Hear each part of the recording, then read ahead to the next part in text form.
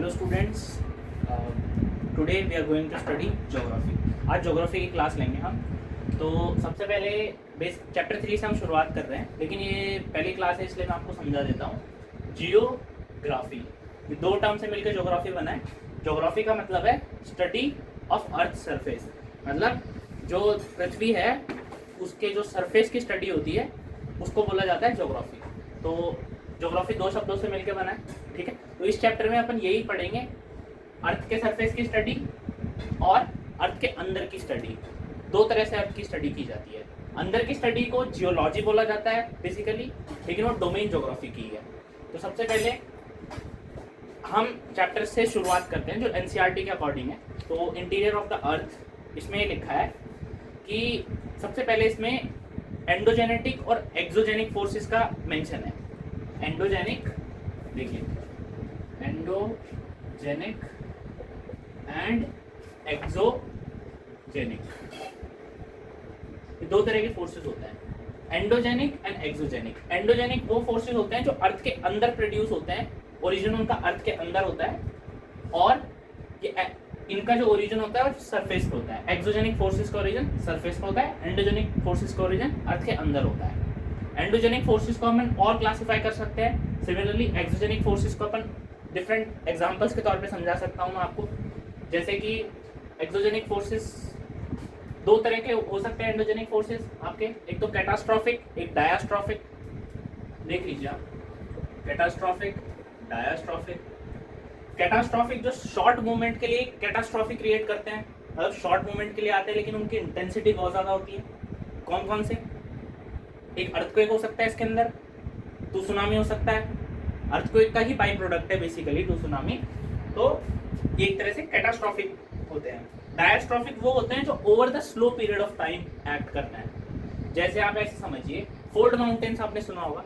Fold mountains ऐसे होते हैं कि प्लेट जब दो एक दूसरे से टकराती है कन्वर्जेंट, ये प्लेट इसके ऊपर चढ़ जाएगी, जो हैवी प्लेट होगी, और जो लाइट प्लेट होगी, हैवी प्लेट नीचे चले जाएगी डेंसिटी वाइज, और जो लाइट प्लेट होगी वो उसके ऊपर चढ़ जाएगी। इस तरीके से फोल्ड माउंटेन्स बनते हैं।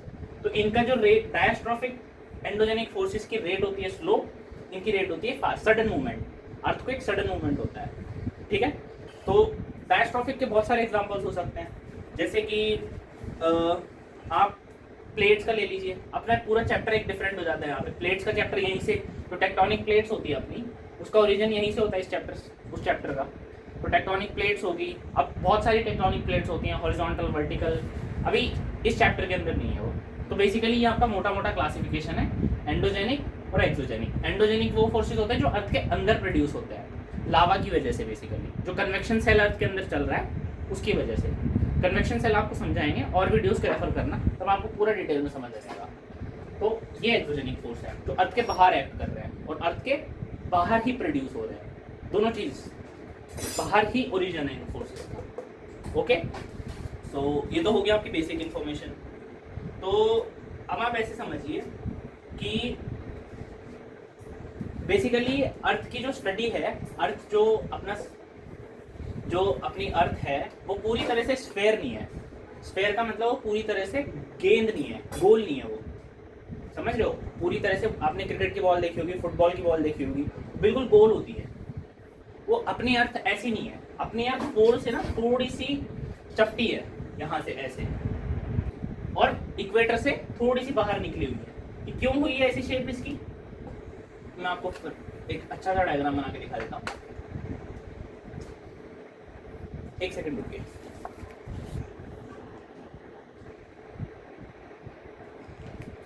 हाँ, सॉरी फॉर द डिले।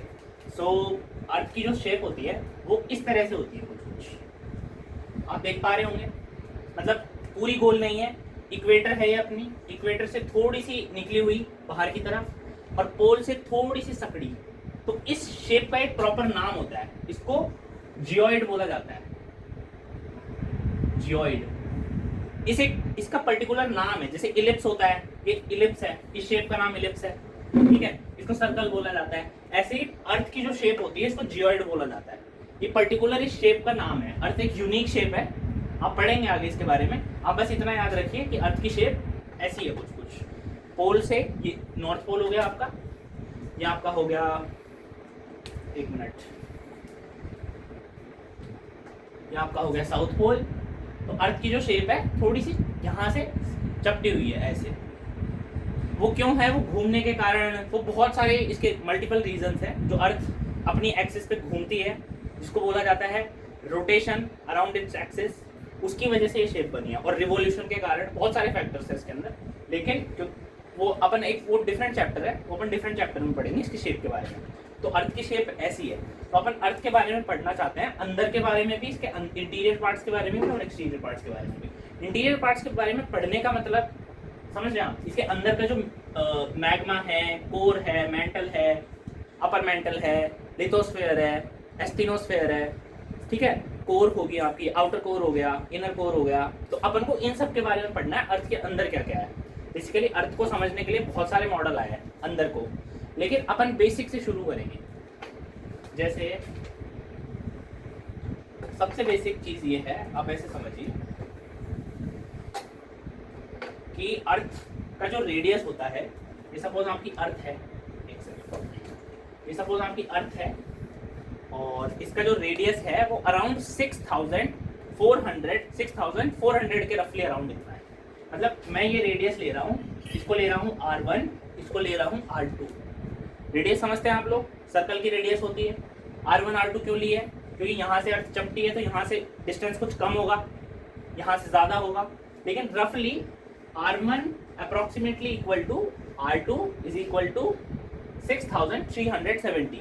ये अप्रॉक्स है, 6400 किलोमीटर होती है, लेकिन 6370 ये अप्रॉक्स आइडिया है, ठीक है। तो अपन को बेसिकली अब अर्थ की रेडियस पता है, सब कुछ पता है, ठीक है। वो सब डिटेल में अपन पूरा पढ़ेंगे, क्यों चपटी होती है, किस लिए चपटी होती है। अपन को सबसे पहले इस चैप्टर में ये पढ़ना है कि अर्थ के अंदर को पढ़ने के लिए क्या क्या सोर्सेज रेफर किए जाते हैं। जैसे कि दो तरह से अर्थ को अंदर से पढ़ा जा सकता है। आप एनसीईआरटी खोल के बैठना, तभी आपको समझ आएगा साथ में। जैसे ऐसे समझिए, डायरेक्ट सोर्सेज, इनडायरेक्ट सोर्सेज,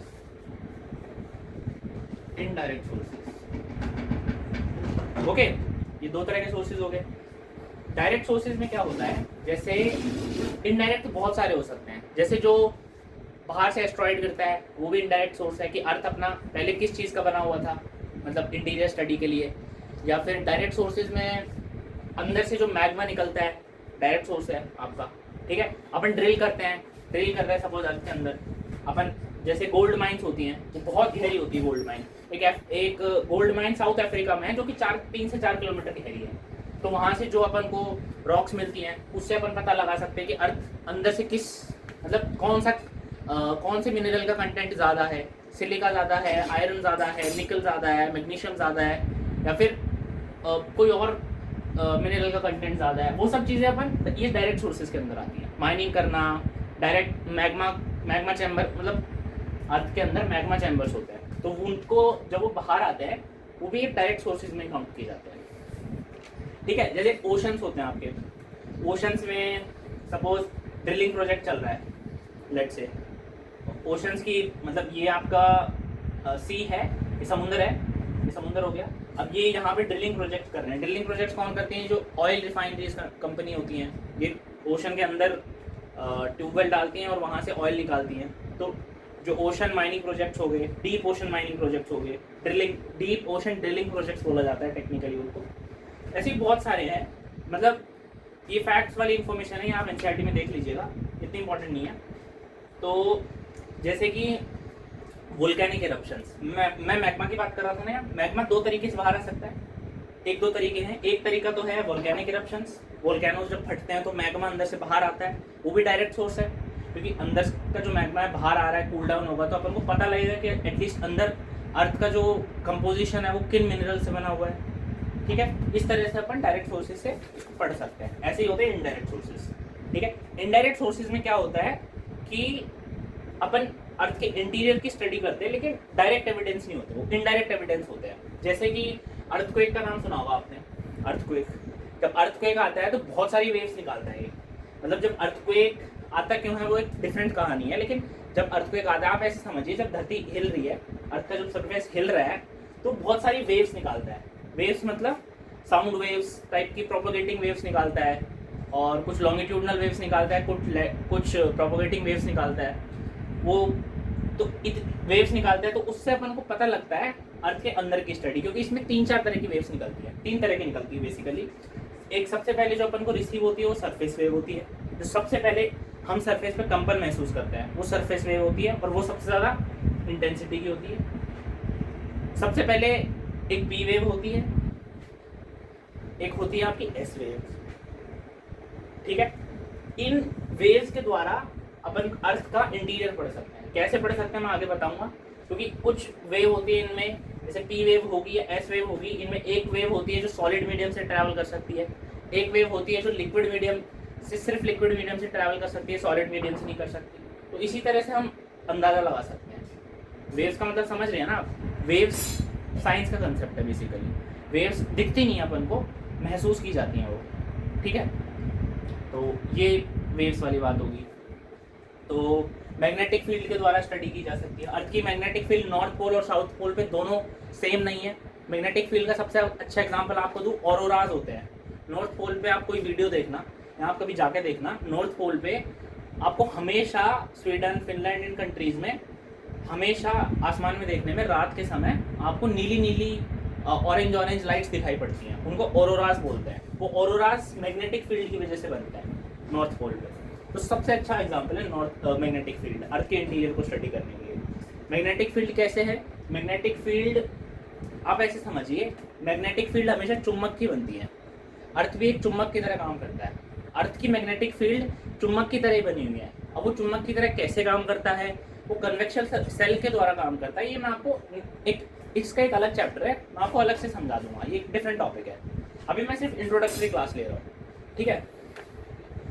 तो आपको क्लियर है ना? मैग्मा, अर्थक्वेक, मैग्नेटिक फील्ड्स, ऐसे ही ग्रेविटेशनल फील्ड से आप समझ सकते हैं। ग्रेविटेशनल फील्ड होती है, ये थोड़ा साइंस का टॉपिक है, मतलब शायद आर्ट्स वाले बच्चों को इतना डिटेल में समझ ना आए। अर्थ की जो ग्रेविटेशनल फील्ड होती है, जो धरती जो ग्रेविटी लगाती है, वो सब जगह यूनिफॉर्म नहीं होती, एक समान की नहीं होती। अलग अलग जगह अलग अलग कुछ बहुत माइन्यूट अंतर होता है, बहुत बारीक अंतर होता है, लेकिन जो अंतर होता है ना वो इतना सफिशिएंट है अर्थ के अंदर की स्टडी करने के लिए। तो वो भी एक टॉपिक है, वो भी मैं आपको पढ़ाऊँगा बाद में। तो बस आपकी क्यूरियोसिटी एक्टिव रखिए। अगर आपको कोई डाउट आ रहा है, कुछ भी आ रहा है, आप नेट पे सर्च कीजिए, आप मेरे को डाउट लिखिए कमेंट सेक्शन में, या कुछ भी कर सकते हैं आप, कांटेक्ट कर सकते हैं आपके टीचर्स को, स्कूल टीचर्स को। आपको सिर्फ डाउट क्लियर करना है। कुछ दिमाग में ऐसे मैंने कोई भी टर्म मेंशन की हो जो आपको समझ नहीं आई हो, सबसे पहले एनसीईआरटी में जाके पढ़ना उसको, फिर मेरी क्लास देखना वापस, तब भी समझ नहीं आ रहा है मुझसे डाउट पूछ लेना। तो दिस इज द केस। अब अपना टॉपिक आता है अर्थक्वेक, सबसे इंपॉर्टेंट टॉपिक इस चैप्टर का, अर्थक्वेक। अब अर्थक्वेक बेसिकली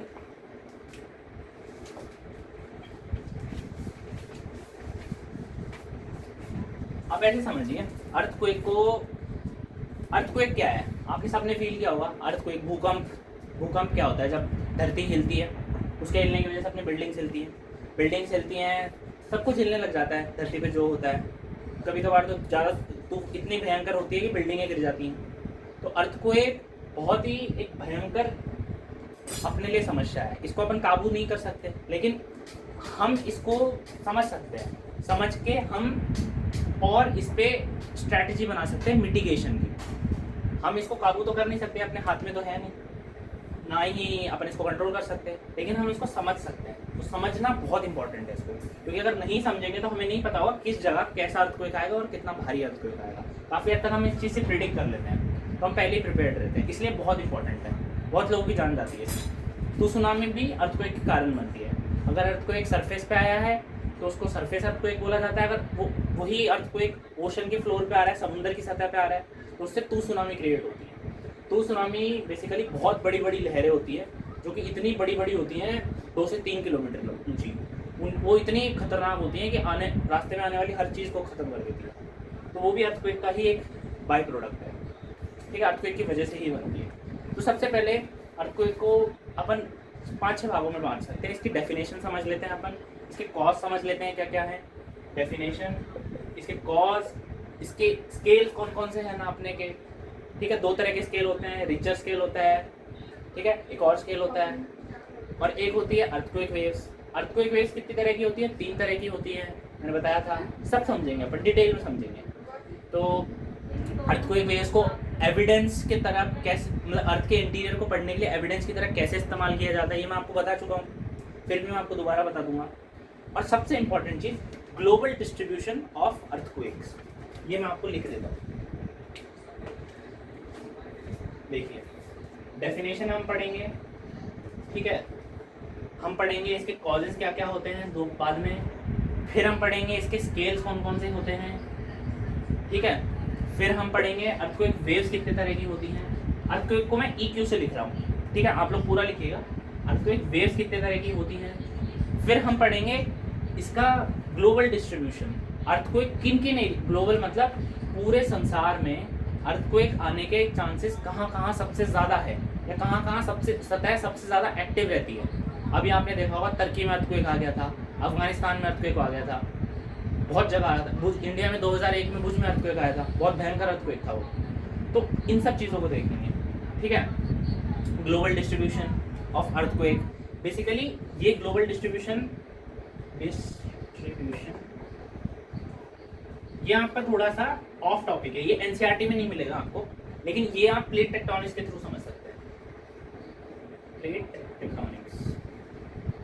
टेक्टोनिक्स में समझाऊंगा डिटेल में, बहुत ही इंटरेस्टिंग टॉपिक है। तो ये 4 चीज़ें अपन पढ़ने वाले हैं, इस सीक्वेंस से पढ़ेंगे, ठीक है। 1 2 3 4 5, टोटल 5 चीज़ें पढ़ेंगे अर्थक्वेक में, बाकी भी हैं, बाद में देखते हैं क्या है एक एक करके। तो सबसे पहले अर्थक्वेक की डेफिनेशन, सबसे पहले डेफिनेशन आपको मैं समझा देता हूँ। The release of energy from the interior of the earth, मैंने आपको स्टार्टिंग में बताया था एंडोजेनेटिक फोर्सेस कौन से होते हैं, जो अर्थ के अंदर से निकलते हैं। तो रिलीज ऑफ एनर्जी हो रही है कहाँ से? इंटीरियर ऑफ द अर्थ से, ठीक है। फोर्स एनर्जी आप रिलेट कर सकते हैं, ठीक है। The release of energy from interior of earth having expression और recorded on the surface is known as earthquake. कहने का मतलब है कि कोई एनर्जी धरती के अंदर से, सरफेस इंटीरियर ऑफ अर्थ के अंदर से निकलती है, और उसका जो हमें एक्सप्रेशन फील होता है उस एनर्जी का, वो एनर्जी हमें सरफेस पे फील होती है। फील किस भी तरह से हो सकती है? रिकॉर्ड होती है। रिकॉर्ड किस पे करते हैं अपन? स्केल्स पे करते हैं। ऐसे एक सेस्मिक स्केल होता है, उस पर ऐसे ऐसे ऐसे ऐसे ऐसे रिकॉर्ड होती है। एक रिचर स्केल होता है, एक मर्क्यूरी स्केल होता है, बहुत तरह के स्केल्स होते हैं। तो ये अर्थक्वेक की डेफिनेशन है, ठीक है, कि release of energy from the interior of the earth, धरती के अंदर से निकली हुई ऊर्जा जो कि हमें सरफेस पे, सतह पे फील हो रही है, महसूस हो रही है, या फिर रिकॉर्ड हो रही है, उसको हम बोलते हैं भूकंप या फिर अर्थक्वेक, ठीक है। हिंदी इंग्लिश दोनों बच्चों को मैंने पढ़ाया। तो ये आपने अर्थक्वेक पढ़ लिया, डेफिनेशन, ठीक है। अब मैं आपको एक चीज़ समझाता हूँ, बहुत बेसिक सा कंसेप्ट है, बहुत सिंपल है। आप ऐसे समझिए, अर्थक्वेक कहीं धरती के अंदर से यहाँ से निकलता है, ठीक है। मैं मान लिया, एज्यूम कर लिया, मैंने अपने मन से मान लिया कि अर्थक्वेक यहाँ से निकला है, इस पॉइंट से निकला है, इस पॉइंट से। इस पॉइंट को मैं नाम दे देता हूँ फोकस, एफ नाम दे देता हूँ। यहाँ से इसका ओरिजिन है, यहाँ कोई प्लेट टकराई होगी, या कुछ भी होगा, धरती धसी होगी, कोई भी रीज़न हो सकता है, उसकी वजह से अर्थक्वेक निकलता है, सरफेस की तरफ दौड़ता है। तो जब ये जो मैं गोले बना रहा हूँ, ये वेव्स, जो वेव्स होती हैं वो इस तरह से मूव करती हैं, एक गति में नहीं करती, वो चारों दिशाओं में मूव करती है, ठीक है। मूव कर रही हैं, धीरे धीरे करके ये वाली वेव सरफेस पे पहुंचेगी। तो जब ये सरफेस पे पहुंच रही है, जैसे ही ये सरफेस को टच करती है, तो फोकस के बिल्कुल ऊपर, जो सबसे कम दूरी पे जो सरफेस पे सतह है, उसको बोला जाता है एपिसेंटर, ठीक है। याद रखना, जहाँ से ओरिजिनेट हो रहा है वो होता है फोकस, जहाँ से भूकंप की ओरिजिनेशन है, या फिर जहाँ से भूकंप शुरू हुआ है, स्टार्टिंग पॉइंट, उसको बोला जाता है फोकस, एफ। और जहाँ धरती पे पहली बार फील होता है, सबसे नियरेस्ट डिस्टेंस फोकस से, उसको बोला जाता है एपिसेंटर, ठीक है। सबसे इंपॉर्टेंट पॉइंट है, बहुत टेक्निकल पॉइंट है। तो अब होता क्या है, फोकस से जैसे जैसे वेव आगे प्रोपोगेट होती है ना, तो टेक्निकल पॉइंट है, छोड़ दो आप, इंटेंसिटी डिक्रीज होती है, ठीक है। जैसे जैसे सरफेस से आगे प्रोपोगेट वेव फोकस से आगे प्रोपोगेट होती है एपिसेंटर की तरफ, सरफेस की तरफ, तो वेव की जो इंटेंसिटी होती है वो रिड्यूस हो जाती है, जो तीव्रता होती है वेव की वो कम हो जाती है, समझ रहे हैं। तो अब आप समझिए मेरा कहने का मतलब है, मान लीजिए ये मेरा अर्थ है इतना बड़ा। अब मार्कर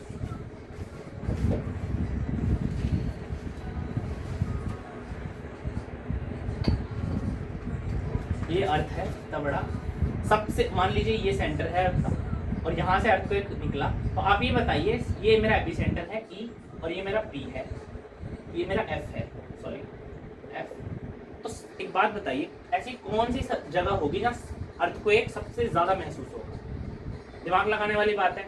सबसे नजीक वाली जगह पे, सबसे नजीक वाली जगह कौन सी है इसकी? ई। तो सबसे ज़्यादा महसूस ई एपी सेंटर पे होगा अर्थक्वेक, ठीक है, क्योंकि ये शॉर्टेस्ट डिस्टेंस पे है फोकस से, इसीलिए एपी सेंटर पे सबसे ज़्यादा एनर्जी और सबसे ज़्यादा तेज मैक्सिमम इंटेंसिटी, मैक्सिमम एनर्जी यहाँ फील होगी। याद रखिएगा ये पॉइंट, ठीक है।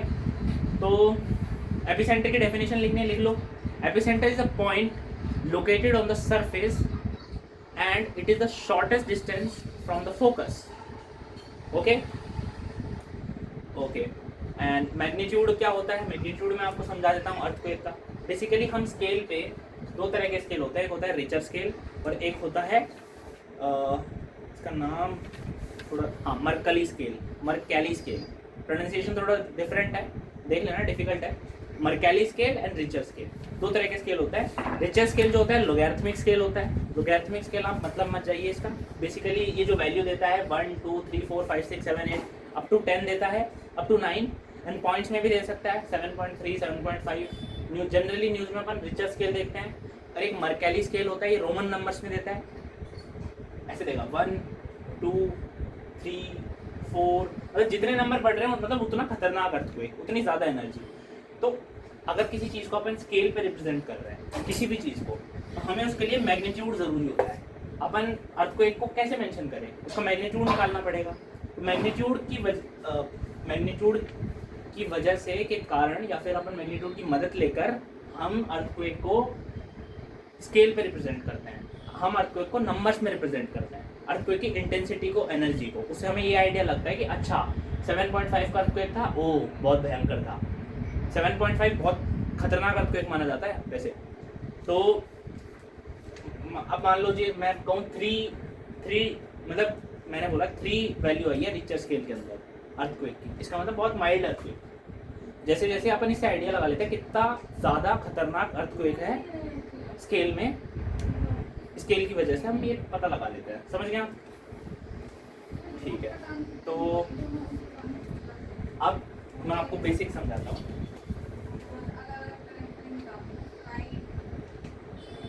तो अब आप ऐसे समझिए, वेव्स के बारे में समझिए। अब आप अर्थक्वेक का बेसिक्स आप समझ चुके हैं, अब आप वेव्स के बारे में समझिए। वेव्स कितने तरह की होती हैं, ये इंपॉर्टेंट टॉपिक है, ये यहाँ से क्वेश्चन पूछते हैं कई बार स्कूल वाले। Waves basically waves P wave, S wave और सरफेस वेव 3 तरह की होती हैं। P wave, S wave, surface wave. इन तीनों का अलग अलग सिग्निफिकेंस है, इन तीनों की अलग अलग प्रॉपर्टीज हैं, सब एक एक करके डिस्कस करते हैं, ठीक है। सबकी प्रॉपर्टीज अपन पढ़ते हैं पहले, फिर अपन इनका कंक्लूजन निकालेंगे क्या निकलता है लास्ट में, ठीक है। तो एक काम करते हैं, आज की क्लास यहीं एंड करते हैं। मैं बाकी लेक्चर दूसरे लेक्चर में डालता हूँ, वेव्स वाली चीज़ें आप उस लेक्चर में देखना।